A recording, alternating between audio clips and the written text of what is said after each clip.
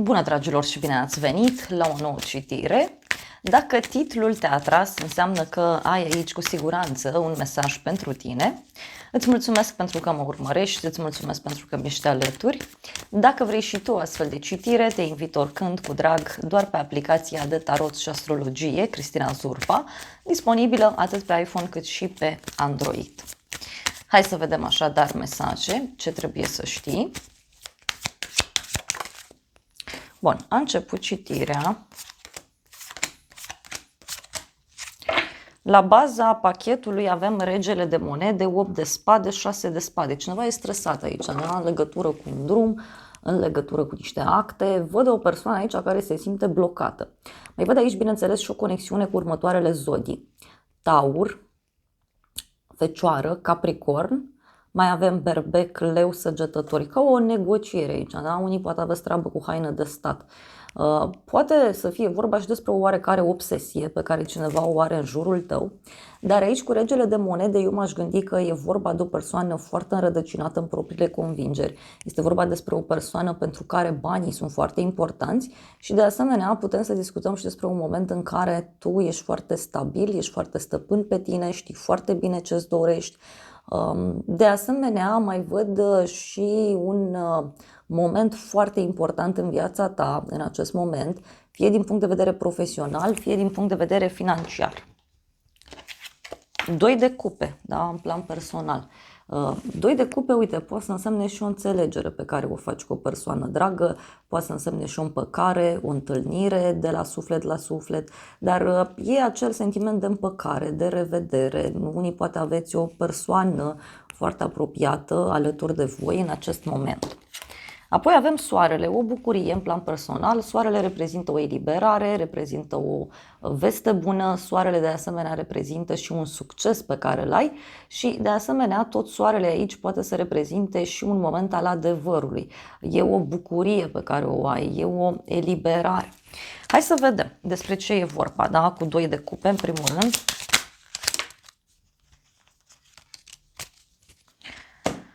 Avem falsitate, bărbatul și surpriza. Deci parcă e cineva care vine aici cu coada între picioare, fals sau cu niște minciuni și îți face o surpriză. Poate să însemne și cineva care își dorește să reia legătura cu tine. Poate o persoană mai pisicoasă din fire, zâmbăreață. Hai să vedem soarele.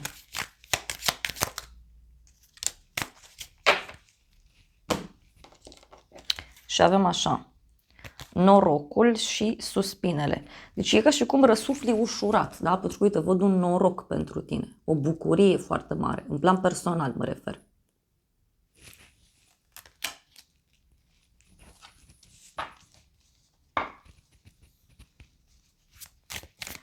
O sumă de bani, nu știu, rezolvi ceva aici, legat de viața privată, legat de sfera financiară, dar pentru alții pur și simplu poate să fie vorba de un noroc foarte mare pe care îl aveți. O veste bună, uite, de la o femeie.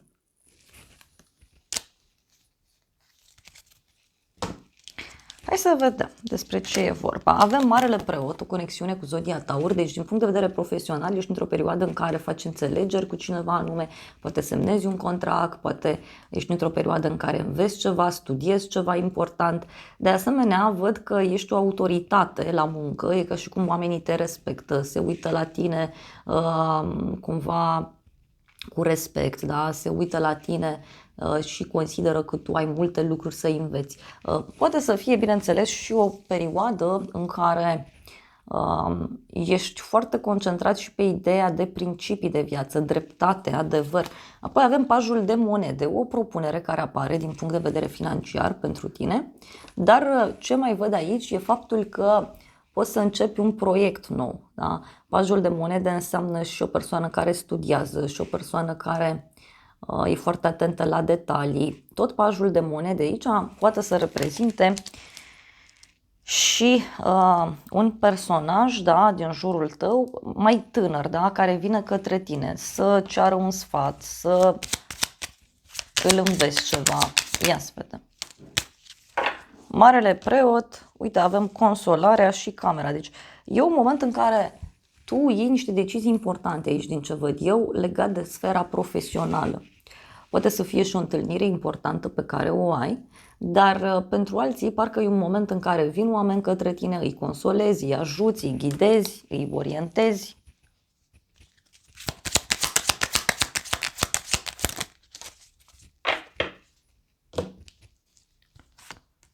Și avem așa o reuniune și o femeie matură. Uite, aici reiei legătura, da, cu o persoană matură din jurul tău. Este vorba despre o persoană stabilă, sigură pe ea.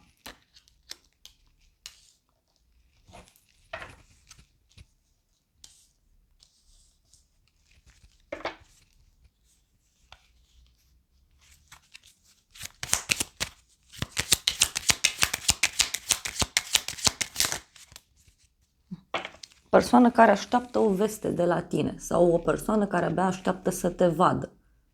Pentru unii, dacă așteptați un răspuns important privind munca, privind banii, să știți că acesta este pozitiv. Văd un răspuns interesant sau un răspuns bun de la o persoană mai matură. Sau poate să fie o instituție cu nume feminin, poate să fie, știu eu, o firmă iarăși cu nume feminin. Mai vreau o carte. Uite, niște vești pe care le primești aici. Sau e un personaj care face multe drumuri sau e cineva care mediază un anumit lucru. Hai să vedem surpriza. Surpriza e Luna și Magicianul, o conexiune cu zodia Pești, zodia Fecioară, zodia Gemeni. Surpriza, eu cred că are legătură cu o persoană hoață, da? Cineva care nu vede lucrurile foarte clar. Poate să fie și o persoană mai retrasă, poate să fie vorba și despre o persoană izolată, cineva care are niște vicii sau cineva care are un mod diferit, da, de a se manifesta. Hai să vedem Luna. Ce spune Luna? Poate să fie și o femeie. Uite, avem prietenul. Deci un prieten cu probleme sau o persoană care nu vede lucrurile foarte clar, poate să însemne o persoană fidelă, cineva care rămâne, da, cu aceleași gânduri, că e o persoană care nu pleacă.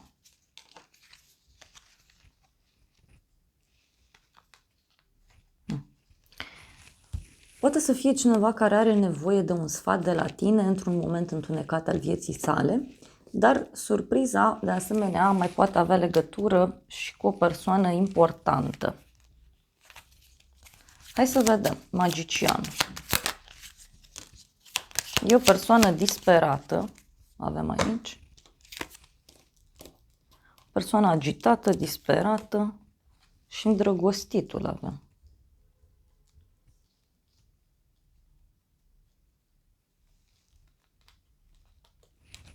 Parcă surpriza are legătură cu un personaj care parcă nu vede lucrurile foarte clar. Poate să fie și cineva care încearcă să se apropie de tine, poate să profite de un anumit lucru.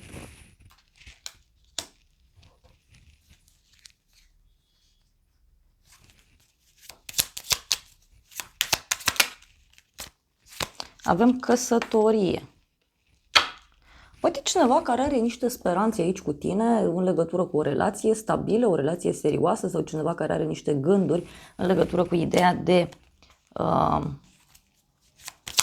căsătorie sau poate e vorba de o înțelegere. Uite, avem aici o femeie, e o femeie supărată, o persoană care e... Uite, avem aici așa, cineva care negociază, cineva care se eliberează.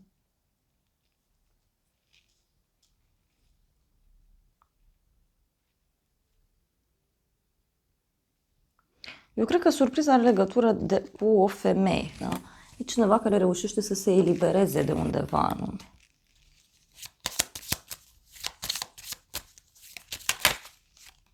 Și avem un cadou, o surpriză. Eu cred că are legătură cu faptul că se face lumină într-o problemă. Și uite, e ceva legat de o instituție, de ideea de familie, de casă. Hai să vedem încă o carte.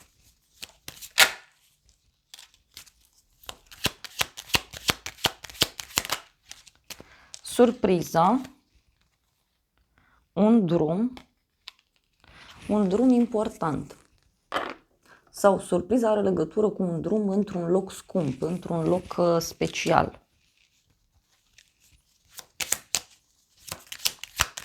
Dar parcă e cineva care încearcă să mascheze un anumit lucru. Și avem așa, copilul și realizarea. Și pentru unii, surpriza are legătură, uite, cu o realizare a cuiva. Fie a unui copil, fie a unei persoane importante. Pentru unii poate să fie și o persoană mai tânără. Dar uite, avem dragostea. Surpriza are legătură cu cineva care face niște propuneri în dragoste.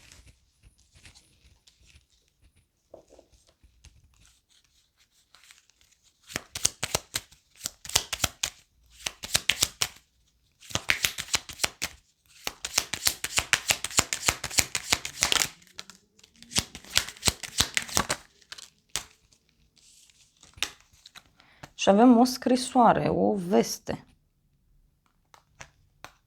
Eu cred că are legătură cu cineva care nu prea vede lucrurile clar.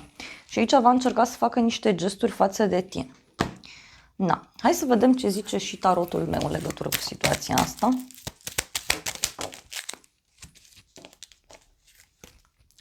O veste rea, intrigi între femei și noroc neașteptat. Deci surpriza are legătură, uite, cu o veste pe care o primești și care agită spiritele. Sau e o veste ciudată, da? Dar care cumva e cu noroc pentru tine.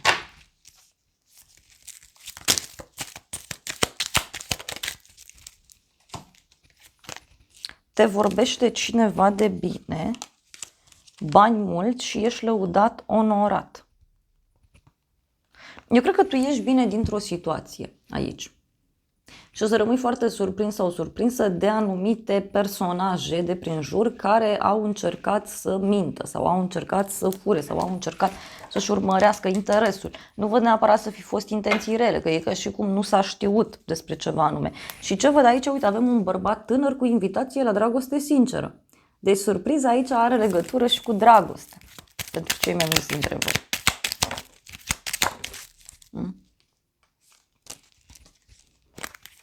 Și ce văd? O veste bună în legătură cu o problemă. Poate o problemă de sănătate, poate o persoană care are o problemă îți dă o veste.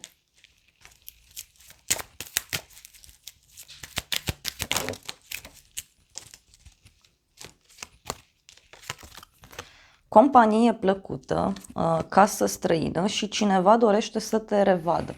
E surpriza are legătură aici cu o persoană care își dorește să te revadă. Cineva își dorește să reia legătura cu tine.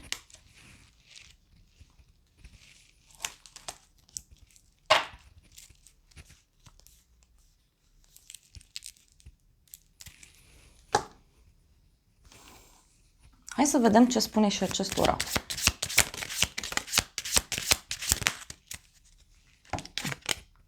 E ca o pauză, da? Uite, ce văd aici e că tu ai ca un înger păzitor în această situație. E cineva care te ajută, cineva care ți este alături.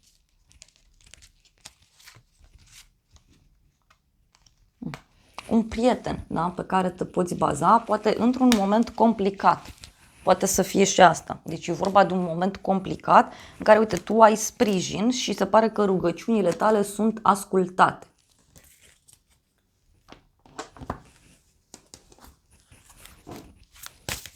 Mai vreau o carte.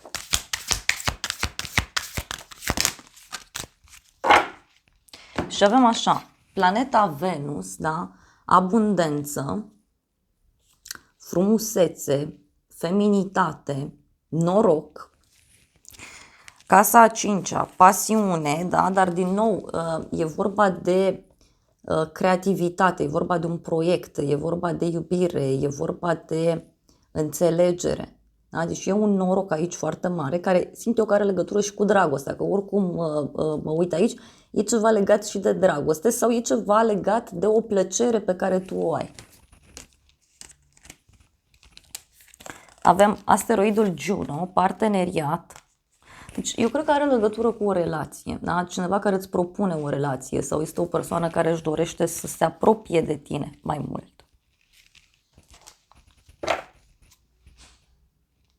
Casa a treia, comunicare. Deci sunt niște vești pe care le primești.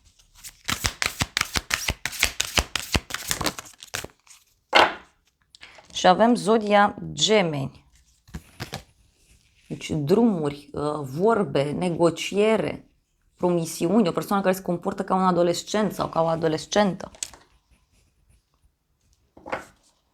Dar și ce văd aici, uite, avem casa a 6-a, da? Deci e și ceva legat de muncă, sănătate, rutină, poate să fie.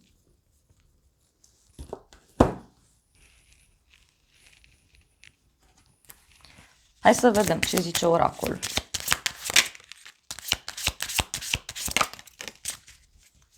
Avem așa, transformare, schimbare, a te conecta cu pământul. Deci aici e vorba de o transformare foarte puternică pentru tine.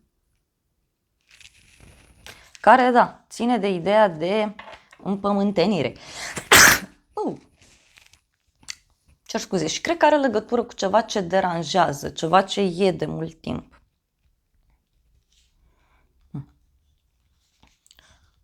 Ce mai văd eu e că se poate întâmpla ceva ca prin magie în situația asta.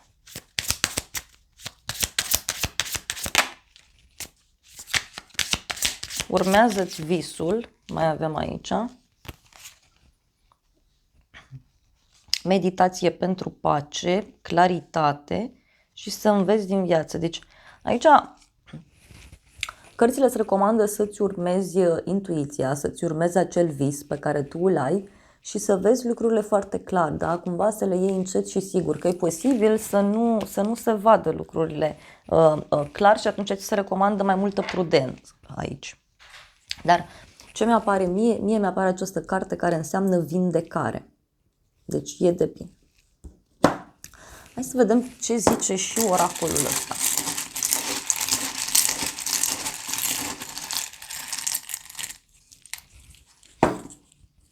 Și avem așa, luna august, cifra 8, zodia leu, zodia fecioară, ești lăudat, onorat. Apoi avem luna martie, bărbat tânăr, cifra 3, zodia berbec, zodia pești. Apoi avem luna februarie, cifra 2, e și despre iubire din nou, zodia pești, zodia vărsător, o bucurie de departe. Iar apoi avem căsătorie, familie, zodia rac, planeta Venus, iubire. Parcă e un personaj aici și temător, ciudat. Apoi avem familie, cu mesajul pentru casă. Deci poate e ceva legat și de viața privată, din ce văd eu aici. Și avem inițiala I, cu mesajul invers. Deci e ceva ce se întâmplă total diferit față de cum te-ai fi așteptat tu. Da? E ca și cum zici, uite, mă duc să văd proiectul ăsta nou și până la urmă, știu eu, pe acolo apare dragostea. Da? E o vorbă, unde dai și unde crapă, cam așa e și pe aici. Apoi avem schimbare, planeta Pluto, zodia Scorpion, deci o transformare, cineva se schimbă la 180 de grade. Apoi avem speranță, inițiala S. Iar ultimul mesaj e ce o să te mire, trezirea sufletului. Nu vreau o carte. Deci e cineva care se schimbă aici brusc, da? Cineva care se schimbă la 180 de grade. Și am mai luat niște mesaje și avem așa, numărul 22, o zi plăcută, deci e vorba și de multe emoții, iar apoi avem inițiala F cu mesajul fermecat, vrăjit. Deci cineva parcă e vrăjit aici. Da? Dragilor, acestea au fost previziunile de această dată. Eu vă mulțumesc pentru prezență, vă îmbrățișez cu drag, sper din suflet să vă fie de folos informațiile și să ne revedem cu bine și data viitoare. Eu vă doresc să aveți parte de o zi sau de o seară cât mai frumoasă.